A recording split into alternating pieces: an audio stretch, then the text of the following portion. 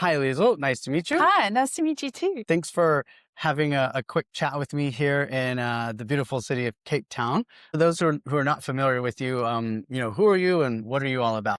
All right, so my name is Liesl De Wet. I think I started supply chain in the supply chain industry in 2007. Okay. And then moved into supply chain sustainability in that journey. So we were quite fringe at the time. I think it's more of a well-known element now around supply chains.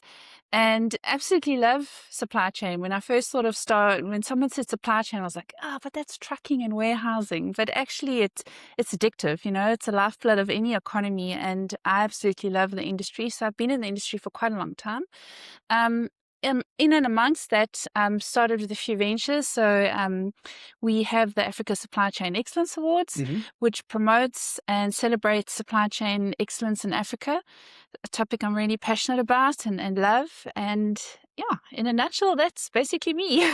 Okay. I'm kind of interested to learn more about the inspiration and motivation for the Supply Chain Awards. So the Africa Supply Chain Awards came about actually with a cup of coffee that I had with Jenny Vroom. I've always been very passionate about the supply chain and also Africa supply chain, because Africa, I think, defines resilience, right? We're very challenging environments to operate in.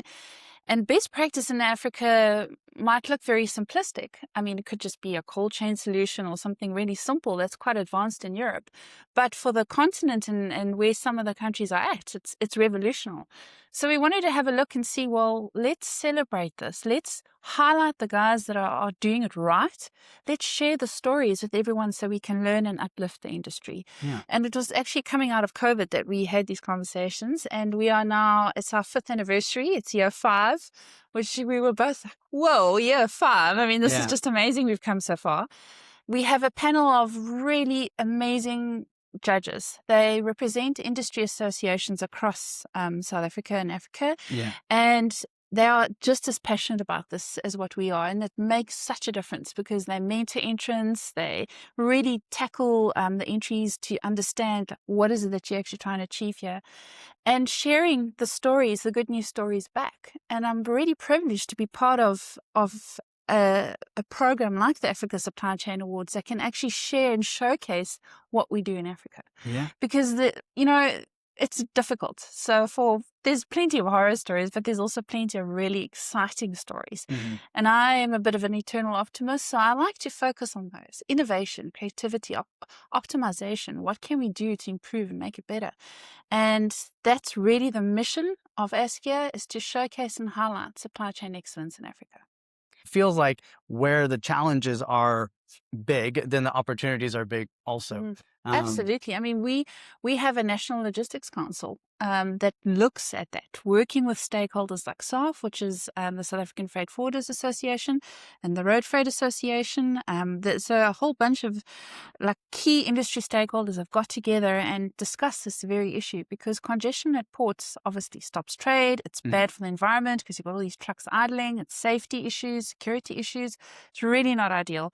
So one has to work together as an industry to try and overcome this. And I think there's a lot of great work being done to address this. You mentioned a while ago horror stories and success stories. Is there one that kind of comes to mind that might be characteristic of the kinds of stories that you like to share? Well, the one that it was one of our entrants actually last year that won the Judges Award for ASCEA, and they have a clinic in Eswatini in Swaziland, and using technology to deliver much needed antiviral drugs, and also if a snake bite happens in a rural area, it's a long way to get there, and it could result in a fatality. And we've got some really crazy snakes in this country, that they're using drones to fly antivenoms into the rural areas and deliver medication. And they actually built an oxygen plant during COVID because there was no spare oxygen, that they never had any deaths. And so Eka van der Wal and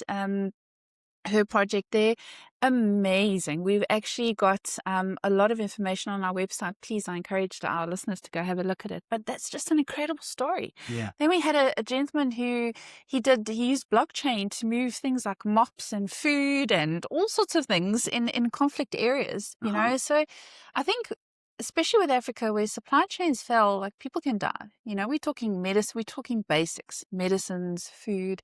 So there's a lot of incredible stuff happening in terms of trying to get product amid all these setbacks like Yeah. border waitings and crossings and things like that.